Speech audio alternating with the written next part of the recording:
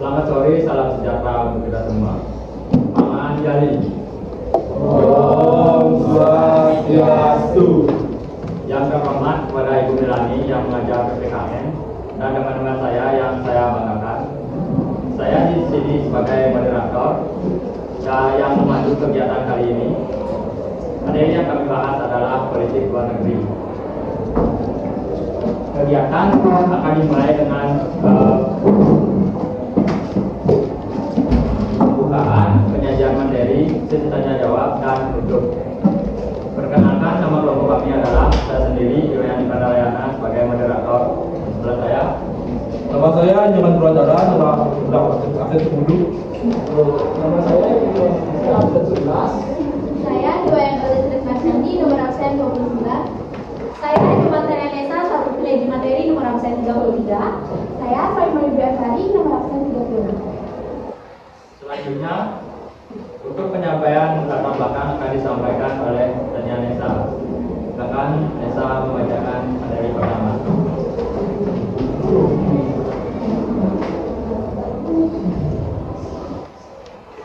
Terima kasih atas waktunya moderator. Saya Tania Nesa, selaku penyaji pertama akan menyajikan mengenai latar belakang diskusi kelompok kami kali ini.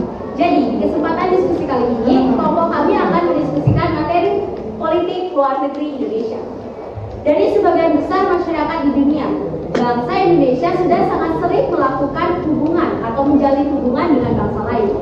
Dalam melaksanakan hubungan dengan bangsa lain tersebut, pemerintah menetapkan satu strategi politik, yakni politik luar negeri, di mana Indonesia melakukan politik luar negeri yang bebas aktif. Bebas aktif dalam artian bangsa Indonesia bebas untuk menjalin hubungan dan kerjasama dengan bangsa manapun di dunia. Kemudian aktif dalam artian bangsa Indonesia berusaha untuk aktif dalam menegakkan dan mempertahankan perdamaian dunia. Nah, dalam pelaksanaan politik luar negeri Indonesia, Indonesia berlandaskan atas salah satu landasan konstitusional, yakni Undang-Undang Dasar 1945. Namun, tidak hanya landasan tersebut, terdapat dua landasan lagi yang akan kami bahas pada penyajian materi selanjutnya.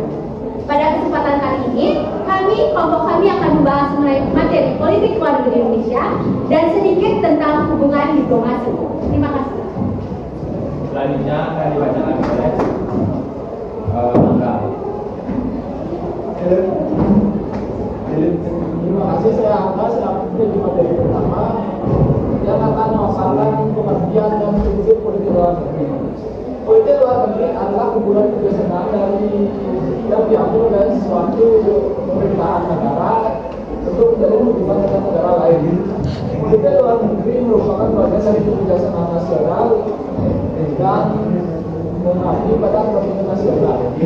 Pada dasarnya, politik luar negeri merupakan strategi untuk melaksanakan kepentingan nasional atau tujuan negara yang akan kaitannya dengan negara lain. Selanjutnya, untuk prinsip politik luar negeri, Indonesia menganut kebijaksanaan politik luar negeri bebas aktif. Bebas aktif adalah politik luar negeri yang bebas menentukan kebijaksanaan terhadap permasalahan nasional dan tidak mengikat diri pada suatu kekuatan tersebut. Politik luar negeri ini secara aktif memberikan perubahan dalam bentuk pemikiran maupun partisipasi aktif dalam menyelesaikan konflik. Jadi terwujudnya ketertiban dunia atau perdamaian dunia dia berdasarkan kemerdekaan, perdamaian dan keadilan sosial. Prinsip tersebut pertama kali disampaikan oleh Muhammad Hatta dalam pidatonya yang berjudul Menggali Keyakinan Makaran.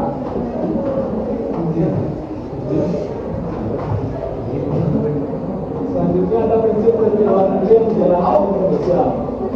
Yang pertama, negara Indonesia menjalankan politik damai.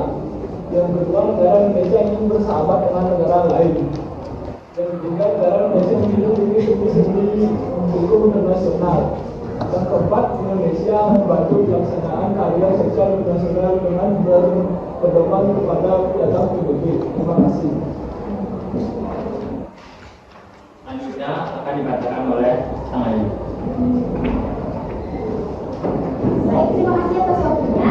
Di sini saya akan memaparkan materi tentang politik luar negeri bebas aktif. Politik luar negeri adalah seperangkat kebijakan yang harus dimiliki oleh setiap negara dalam berhubungan dengan negara lain. Setiap negara memiliki corak politik luar negerinya masing-masing. Nah, Indonesia sendiri menganut politik luar negeri bebas aktif, di mana bebas berarti tidak memihak kepada kekuatan-kekuatan yang dimana tidak sesuai dengan keberadaan bangsa Indonesia. Aktif artinya tidak pasif dalam kejadian-kejadian internasional, melainkan aktif dalam menjalankan kebijakan luar negeri. Dari itu dapat kita simpulkan politik luar negeri bebas aktif artinya Indonesia bebas menentukan sikapnya dan aktif dalam pergaulan internasional.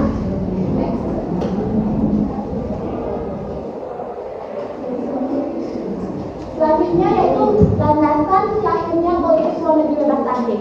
Politik luar negeri bebas aktif digagas oleh Muhammad Hatta pada tahun 1948, di mana pada saat itu dunia telah menjadi dua bagian, yaitu blok barat dan blok timur, di mana blok barat dipimpin oleh Amerika Serikat yang beraliran liberal kapitalis. Di blok timur dipimpin oleh Uni Soviet yang menganut komunis dan sosialis. Kedua blok tersebut bersaing mempengaruhi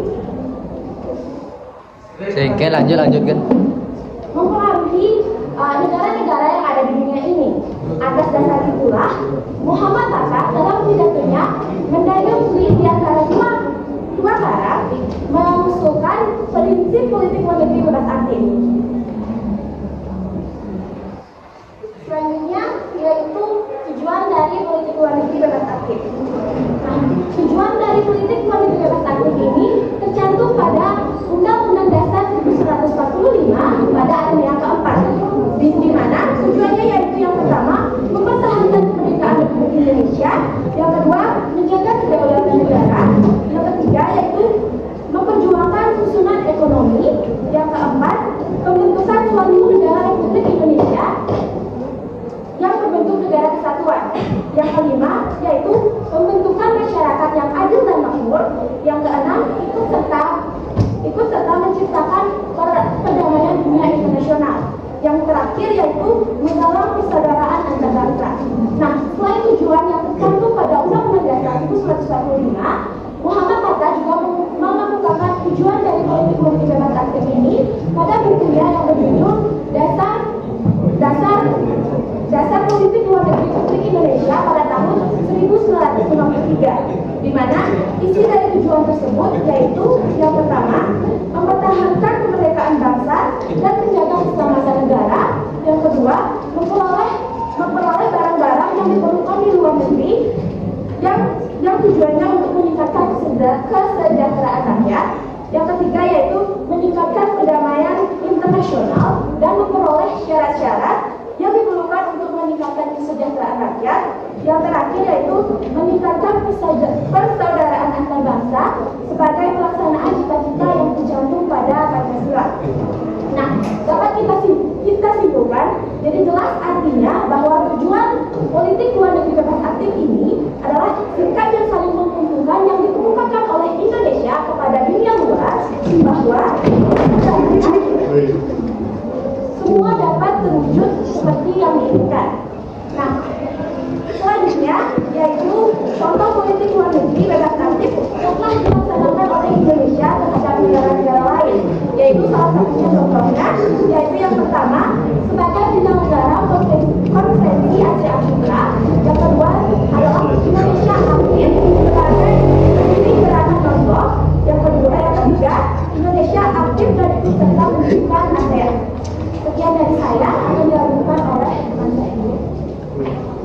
Selanjutnya pembacakan materi disampaikan adalah Neta. Terima kasih atas waktunya moderator. Saya Tania Neta selaku penyaji materi yang ketiga akan menyajikan dua materi, yaitu yang pertama mengenai landasan politik luar negeri Indonesia yang bebas aktif, kemudian yang kedua adalah pokok-pokok politik luar negeri Indonesia yang bebas aktif.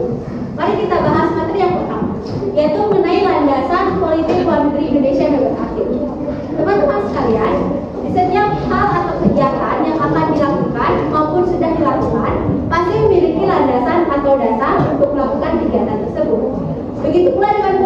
politik di Indonesia maupun politik di negara lain memiliki landasan dalam menjalankan kehidupan politik tersebut. Sama halnya dengan politik luar negeri Indonesia. Politik luar negeri Indonesia memiliki landasan yang kuat dan kokoh, sebagaimana tercantum pada pembukaan Undang-Undang Dasar 1945, alinea pertama dan alinea keempat, di mana landasan tersebut dibagi menjadi tiga, yakni landasan ideal, landasan konstitusional, dan landasan operasional. Mari kita bahas ketiga landasan tersebut. Pertama, landasan ideal. Landasan ideal politik luar negeri Indonesia bebas aktif adalah Pancasila. Teman-teman apakah tahu mengapa Pancasila dijadikan sebagai landasan ideal politik luar negeri Indonesia? Jadi, Pancasila dijadikan sebagai landasan ideal politik luar negeri Indonesia karena seperti yang teman-teman ketahui, Pancasila itu sebagai dasar negara, Pancasila sebagai ideologi bangsa, Pancasila sebagai pedoman hidup masyarakat Indonesia, dan Pancasila sebagai sumber hukum utama di Indonesia. Maka dari itu, Pancasila dijadikan sebagai landasan ideal politik luar negeri Indonesia dan bebas. Artinya, jadi di setiap kebijakan ataupun peraturan yang terdapat di politik luar negeri Indonesia, nilainya harus sesuai dengan nilai-nilai Pancasila, harus mencerminkan Pancasila sebagai ideologi bangsa, dan harus menjiwai nilai-nilai Pancasila.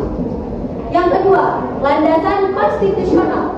Landasan konstitusional politik luar negeri Indonesia adalah Undang-Undang Dasar 1945. Mengapa?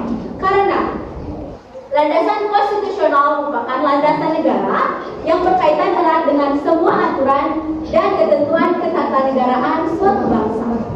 Nah, maka dari itu, apakah bisa dikatakan?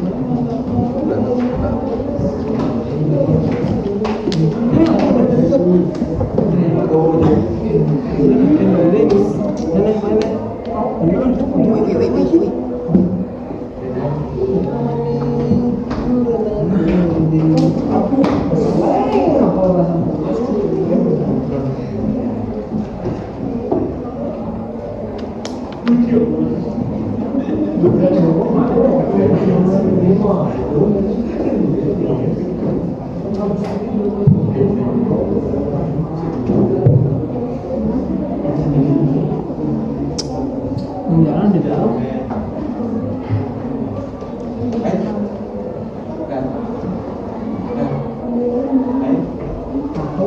Mohon maaf karena ada kendala, jadi saya ulang.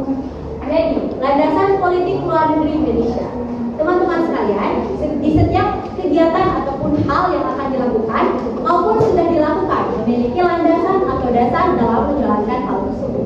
Begitu pula dengan politik. Politik di Indonesia, politik di luar negeri memiliki landasan atau dasar dalam menjalankan kehidupan politik tersebut. Begitu pula dengan politik luar negeri Indonesia yang bebas aktif, memiliki landasan dan dasar yang kuat dan kokoh, sebagaimana tercantum pada pembukaan Undang-Undang Dasar 1945, alinea pertama dan alinea keempat, di mana landasan tersebut ada tiga, yakni landasan ideal, landasan konstitusional, dan landasan operasional. Pertama, landasan ideal. Landasan ideal politik luar negeri Indonesia yang bebas aktif adalah Pancasila. Mengapa? Apakah teman-teman mengetahui kenapa Pancasila dijadikan sebagai landasan ideal? Tidak? Jadi, landasan ideal politik luar negeri Indonesia adalah Pancasila. Mengapa? Karena Pancasila sebagai dasar negara Indonesia, Pancasila sebagai ideologi bangsa Indonesia dan Pancasila sebagai pedoman hidup masyarakat dan sebagai sumber hukum utama di Indonesia.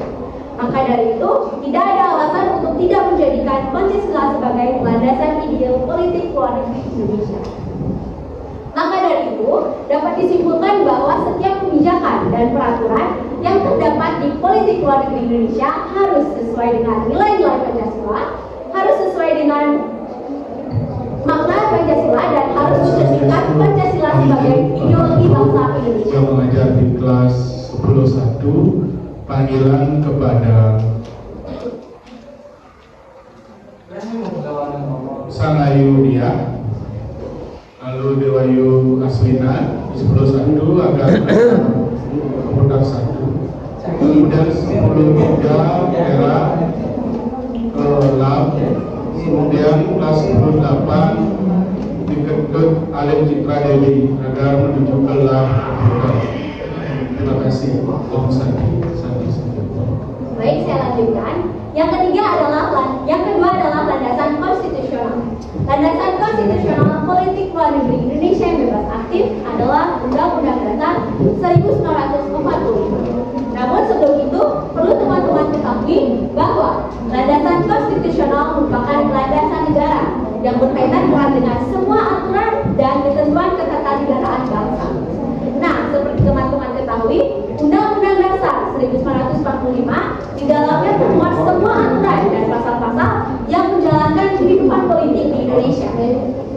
Maka dari itu, Undang-Undang Dasar dijadikan sebagai landasan konstitusional politik luar negeri Indonesia. Selain itu, pada pembukaan Undang-Undang Dasar 1945 terpampang dengan jelas tujuan utama kemerdekaan Indonesia. Yang ketiga, landasan operasional. Landasan operasional politik luar negeri Indonesia bebas aktif adalah GBHN atau garis-garis besar haluan negara. Namun sebelum itu perlu teman-teman ketahui, landasan operasional politik luar negeri Indonesia bersifat dinamis, yang artinya berkembang mengikuti perkembangan zaman. Namun di balik itu, landasan operasional juga akan menyesuaikan dengan kebijakan-kebijakan pemerintah pada masanya. Menurut penjelasan Undang-Undang Nomor 37 Tahun 1999, landasan operasional politik luar negeri Indonesia adalah garis-garis besar haluan negara, di mana di GBHN terdapat membahas mengenai 3 hal, yakni sifat, dasar, dan pedoman mencapai tujuan dan kepentingan nasional. Maka dari itu, selain landasan operasional tadi, terdapat 2 landasan operasional lainnya. Yang pertama, kebijakan atau peraturan yang dikeluarkan Presiden dalam Kepres. Kemudian yang kedua, kebijakan atau peraturan yang dikeluarkan oleh Kemenlu atau Kementerian Luar Negeri. Di samping 3 landasan tadi, politik luar negeri Indonesia bebas aktif juga berdasarkan atas pernyataan pemerintah di depan sidang BPKNP pada tanggal 2 September 1948, di mana pemerintah menyatakan bahwa politik luar negeri Indonesia bebas aktif akan diabdikan untuk mencapai kepentingan dan tujuan bangsa. Selanjutnya adalah yang kedua, yakni pokok-pokok politik luar negeri Indonesia. Pokok-pokok politik luar negeri Indonesia sebenarnya sudah direncanakan pemerintah pada sidang BPKNP pada tanggal 2 September 1948, di mana pokok-pokok tersebut ada 6, yakni seperti bisa teman-teman lihat di layar.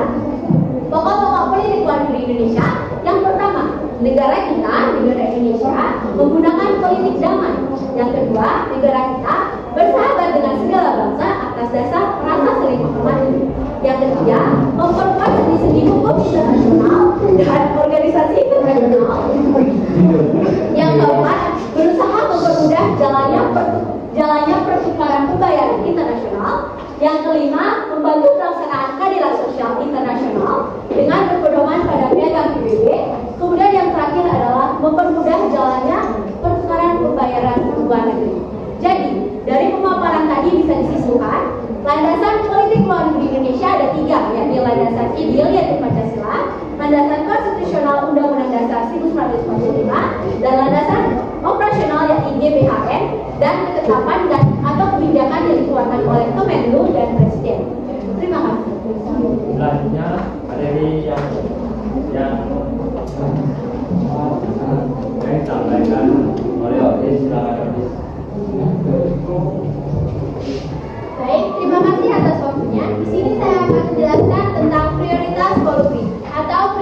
politik luar negeri. Nah, dalam kebijakan politik luar negeri ini diperlukan beberapa prioritas, yaitu prioritas yang pertama adalah prioritas 4+1, yaitu di mana pemerintah akan tetap menjalankan 4 prioritas sebelumnya, yaitu prioritas 2004 dari periode 2014 sampai 2019, dan akan menambah 1 prioritas baru lagi. Untuk prioritas yang untuk isi dari prioritas 4+1 ini, yaitu yang pertama diplomasi ekonomi, yang kedua ada diplomasi perlindungan warga negara, yang ketiga ada diplomasi kedaulatan dan kebangsaan, yang keempat ada peningkatan kontribusi dan kepemimpinan, dan yang kelima atau yang baru yaitu prioritas penguatan infrastruktur diplomasi. Untuk prioritas yang kedua, selanjutnya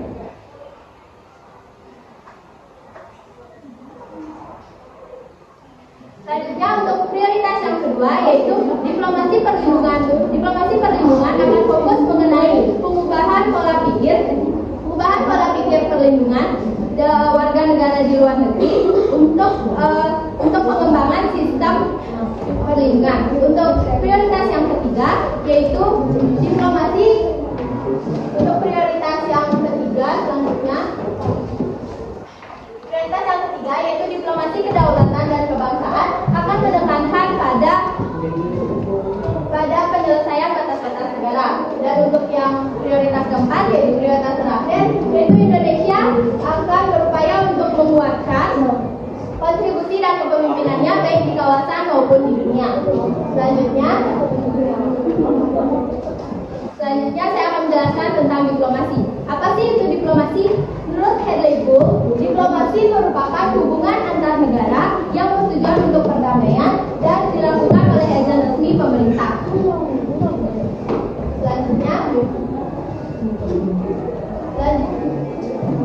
Selanjutnya ada tujuan dari diplomasi.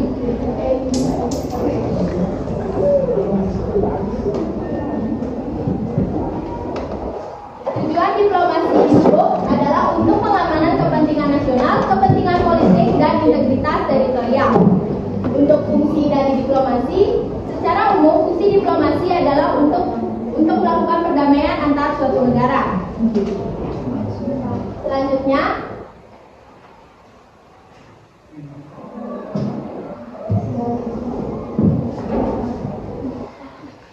salah satu dari fungsi diplomasi yaitu mewakili negara asal ke negara lain, ke negara penerima. Selanjutnya, untuk contoh diplomasi di Indonesia yaitu kebijakan perdagangan bebas di kawasan Asia Tenggara, yaitu kalian kenal dengan istilah ASEAN atau Association of Southeast Asian Nations.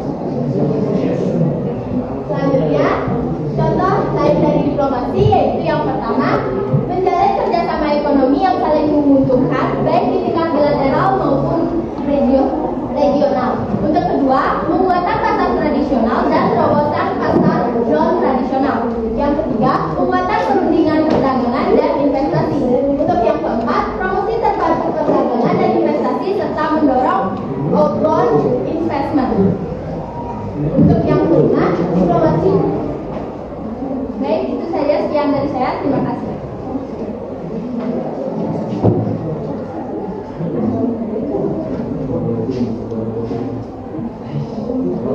Selanjutnya akan disampaikan oleh Tuan Dara.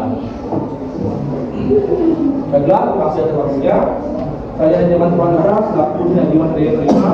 Hari ini saya akan menjelaskan dari yaitu potensi Indonesia. Dan potensi dari bangsa Indonesia yang dapat menunjang dan menambah politik luar negerinya yaitu yang pertama, letak Indonesia yang geostrategis. Yang kedua, yaitu memiliki wilayah kebangsaan yang produktif.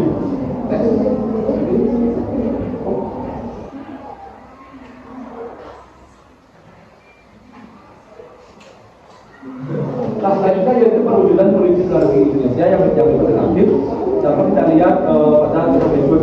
Yang pertama yaitu penyelenggaraan KA pada tahun 2005. Yang kedua yaitu aktivitas bangsa Indonesia sebagai salah satu pendiri gerakan nomor 2 pada tahun 1991. Yang ketiga yaitu aktif dalam merintis dan mengembangkan berorganisasi di kawasan Asia Tenggara, yaitu ASEAN. Nah, yang keempat yaitu membantu menyelesaikan konflik di kawasan Kamboja dan perang saudara di Bosnia. Next slide. Nah, sekarang saya akan menjelaskan materi politik luar negeri Indonesia di era globalisasi. Nah, globalisasi adalah proses kehidupan yang sedang menurut dunia. Nah, dan ini disebabkan oleh perkembangan di pengetahuan dan teknologi, terutama teknologi komunikasi dan informasi. Nah, jadi dalam perkembangan globalisasi yang cukup besar, ketergantungan antar negara juga semakin tinggi. Nah, di era globalisasi yang sekarang ini, satu bangsa tidak dapat lagi menjalin hubungan dengan bangsa tertentu saja. Nah, maka karena itu menjalin hubungan dan kerjasama yang seluas luasnya menjadi tantangan global. Bagi bangsa Indonesia, politik luar negeri Indonesia yang bebas dan aktif menjadi kunci dalam menjalin hubungan di dalam era globalisasi. Oke, kita dari saya.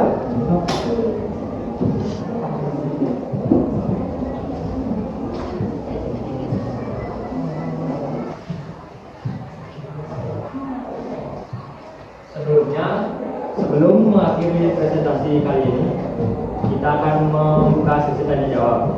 Jika ada yang mau bertanya, silakan sebutkan nama dan nomor absen.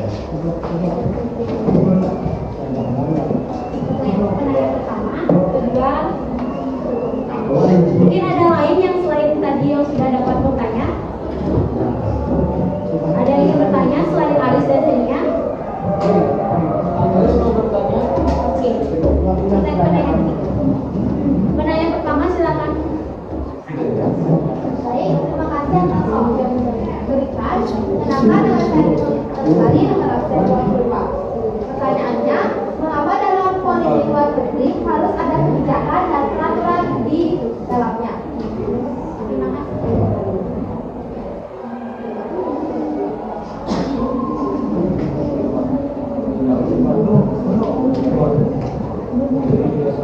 Bisa diulang? Mengapa dalam politik luar negeri harus ada kebijakan dan peraturan di dalamnya?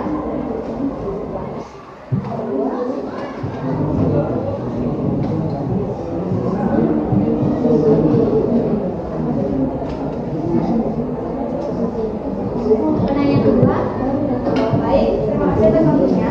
Nama saya Putri Indra Maiswati.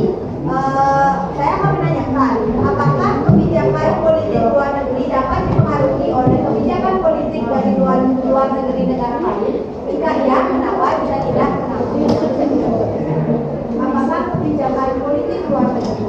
Apakah kebijakan politik luar dapat dipengaruhi oleh kebijakan negara lain?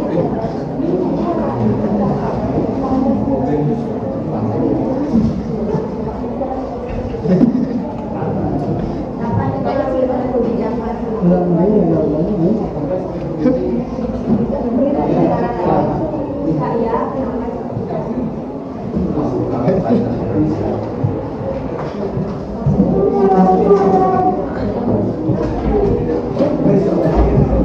Perkenalkan, nama saya